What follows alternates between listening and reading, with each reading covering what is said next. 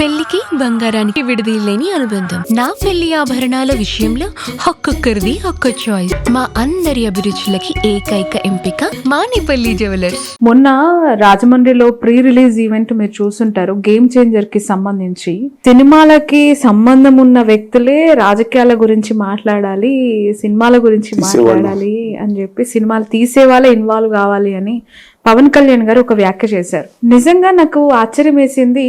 అంటే either cinema person అయితేనే వాళ్ళు పాలిటిక్స్ లో ఉండాలా, సినిమాకి సంబంధం ఉన్న వాళ్ళే మాట్లాడాలా అని అంటే మరి ముఖ్యమంత్రి గారు 2 పర్యాలు చేసిన కేసీఆర్ గారు ఏం కావాలి, జగన్మోహన్ రెడ్డి ఏం కావాలి, రేవంత్ రెడ్డి గారు ఏం కావాలి, నారా లోకేష్ గారు ఏంటి, చంద్రబాబు నాయుడు గారు ఏంటి, దీన్ని అసలు ఎలా చూడాలి సార్? ఆయన ఏం మాట్లాడతారండి?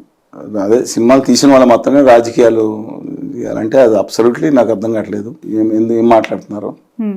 ఇది ఎన్డీఏ నుంచి చెప్తున్నాను అన్నారు. ఎన్డీఏ ఏమన్నా శాసనం ఈ ప్రపంచంలో అది ఏమన్నా శిలాశాసనం అండి? ఇది శిలాశాసనం అని ఇస్తారా ముద్ర?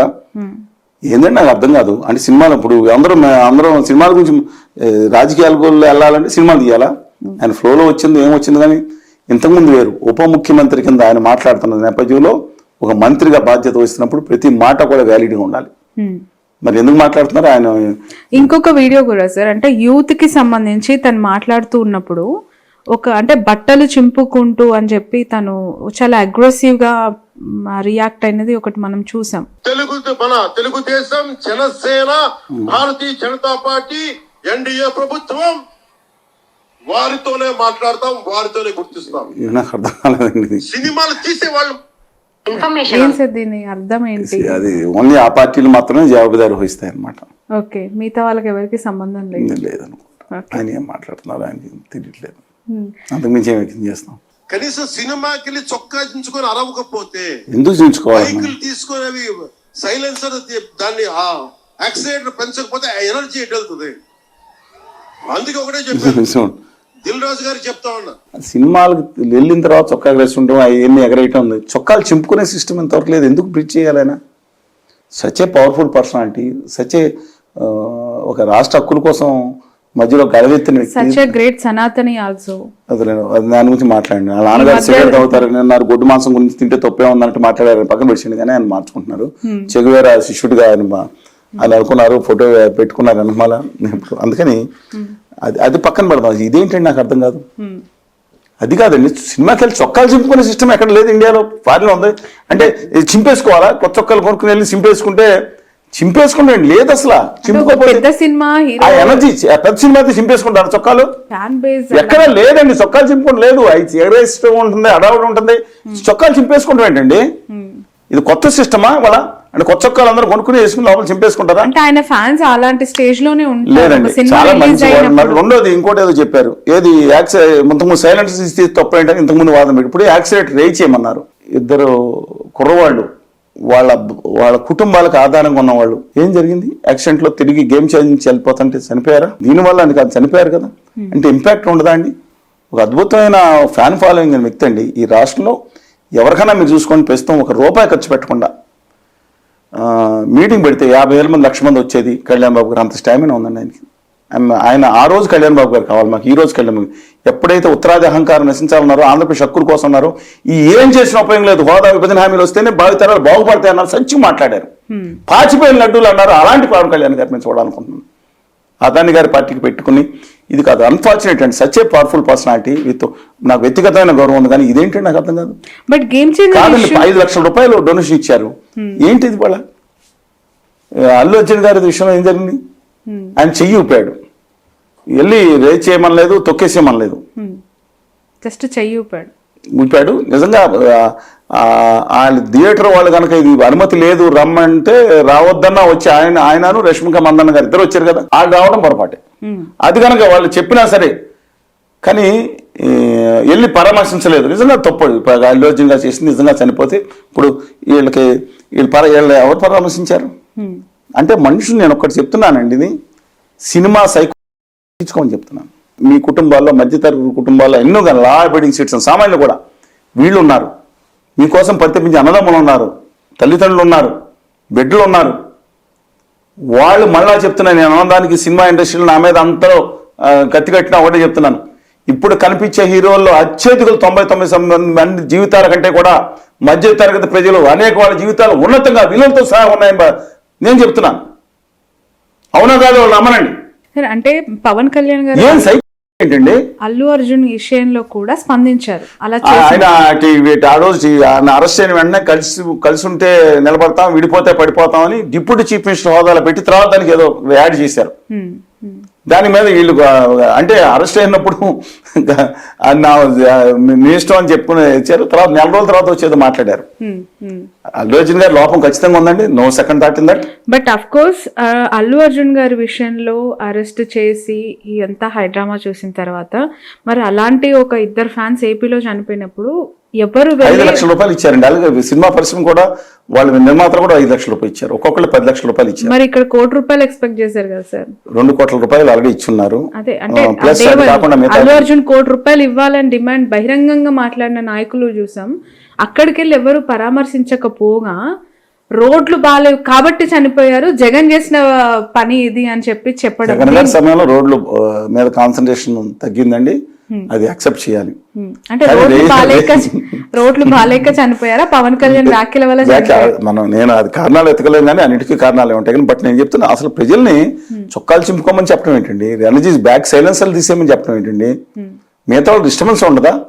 యువతని ఉద్యోగాలు ట్రై చేయండి. మీరు 10 లక్షల రూపాయలు ప్రతి కాన్స్టిట్యున్సీలు ఎంతమందికి ఇస్తున్నారు, పారిశ్రామికవేత్తలు ఎంతమంది చేస్తున్నారండి?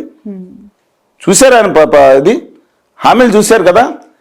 అన్న తర్వాత వాళ్ళ విభజన హామీలు రాయితీ మొత్తం అదాని గారు అంటే కంపెనీ ఎత్తుకుపోయారు, లేదా మోడీ గారు ఎత్తుకుపోయి గుజరాత్లో 100% ఎగ్జామ్షన్ పెట్టుకుంటే నేను మాట్లాడి దాన్ని తిట్టొచ్చు చాలా మంది. నేను వాళ్ళ గురించి మాట్లాడుతున్నా, వాళ్ళ అభిమానుల గురించి మాట్లాడుతున్నా, యువత గురించి మాట్లాడుతున్నా. 2000 మంది నా మీద 2019 తర్వాత ఉధృతంగా మేము ఉద్యమం చేశాం. 26 జిల్లాల్లో ధర్నాలు ఏకశ్రేణిలో పెట్టాం. విద్యార్థి యువజనులతో రాష్ట్రం అంతా బస్సు యాత్ర పాదయాత్ర పెట్టాం. ఢిల్లీలో 100 మందితో పెట్టాం. ఏ మీడియా మమ్మల్ని 90% మేము చేసింది ఏం తప్పు చేసామని మేము స్వతంత్ర వ్యక్తిత్వం ఉన్నా మొత్తం బహిష్కరించింది అనుకోవాలి. అప్రసంగం నేను వాళ్ళే డూ రెస్పెక్ట్ them, ఎప్పుడన్నా వాళ్ళు లోపల తీసుకుంటారు. మేము ఉద్యమం చేయలేదంటున్నారా? జగన్ గారు హయాంలో అంతకంటే ఉద్యమం చేసినా సరే మీడియా అయిపోతే మేము ఎలా బాధ్యత వహిస్తాం?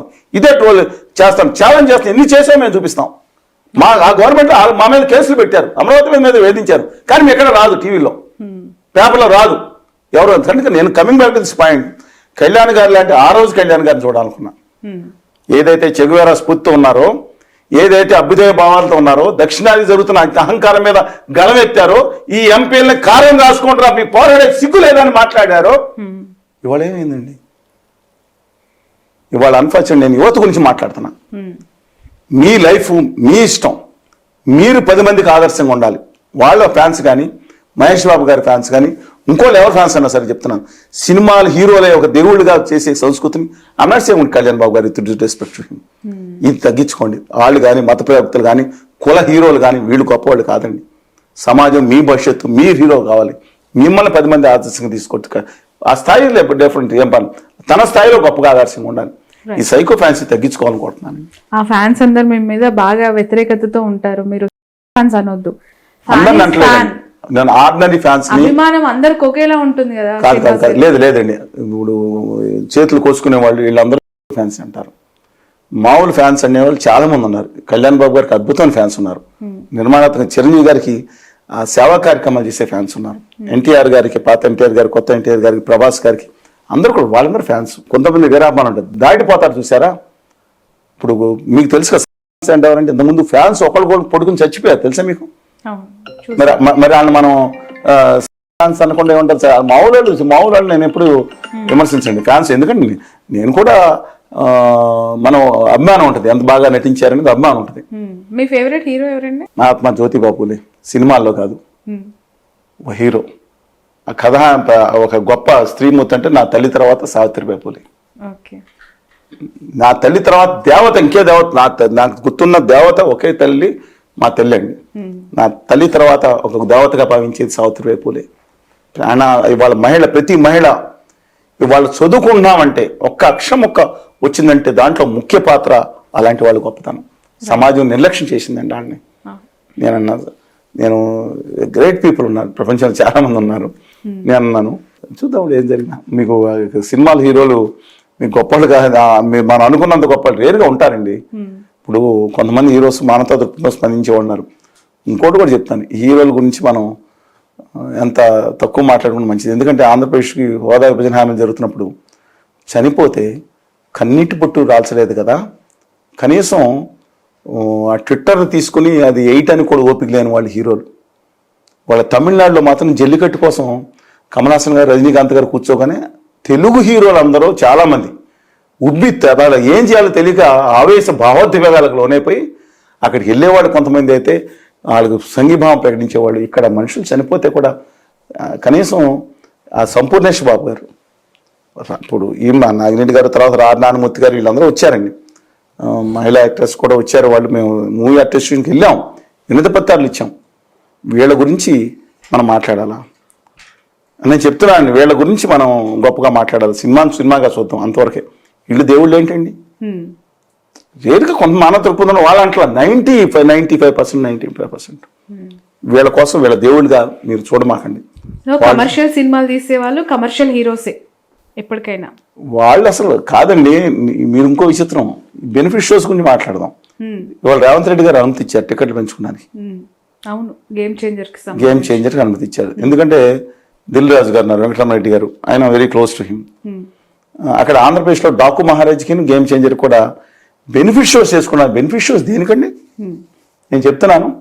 ఎన్టీ రామారావు గారు పేరున్నారు మీరు, పెద్ద ఎన్టీఆర్ గారు, ఆయన మిగతా ప్రభాకర్ రెడ్డి గారు అందరూ ఉండేవారు. అప్పుడు అందరూ ఆ యుద్ధం జరిగినప్పుడు లేకపోతే ఇంకో చోట జరిగినప్పుడు ఆ జోలి పట్టుకుని రాష్ట్రం అంతా తిరిగి అది benefit for the benefit of army వాళ్ళ కోసం, లేదంటే మిగతా వరద బాధితుల సహాయం కోసం 1,50,000 ఆ రోజుల్లో 5 లక్షల 10 అంటే ఇవాళ 500 కోట్ల లెక్క ప్రకారం మీరు లెక్క వేసుకుంటే వాళ్ళు నగలు తీసి, ఇప్పుడు ఈ నగలు మొత్తం నిలదప్పుడు నగలు తీసుకుని ఇచ్చేవారండి ఆ జోలీల్లో. అవి తీసుకొచ్చి నమస్కారం పెట్టిస్తే వాసం. వీళ్ళు బెనిఫిట్ షో దేనికోసం?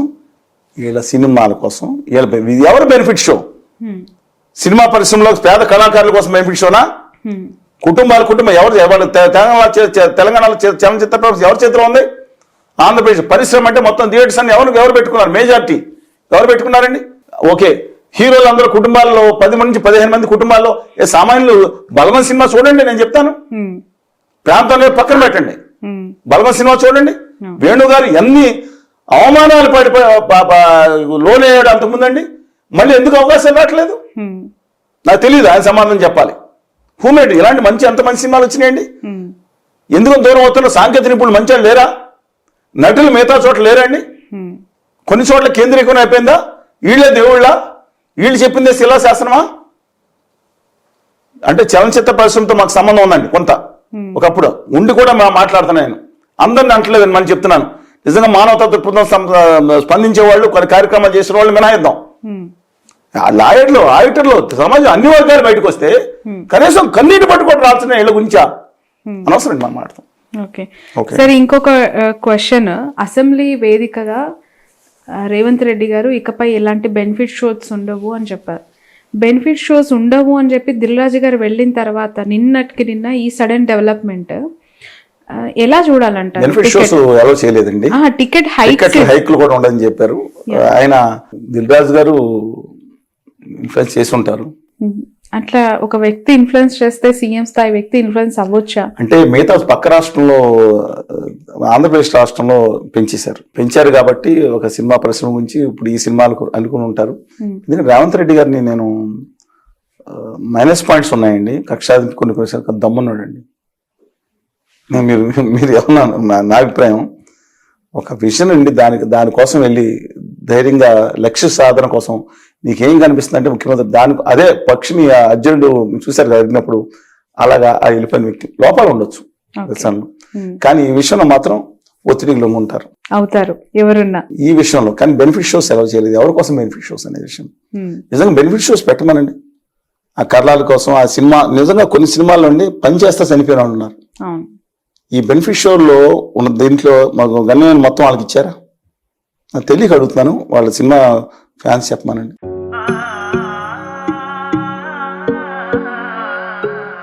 మనసైన మేని ఛాయా బంగారమే,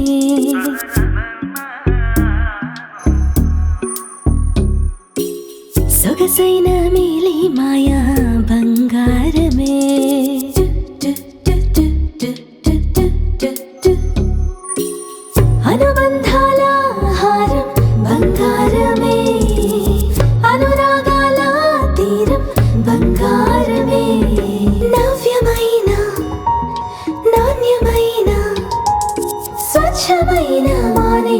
పెళ్లి బంగారమే.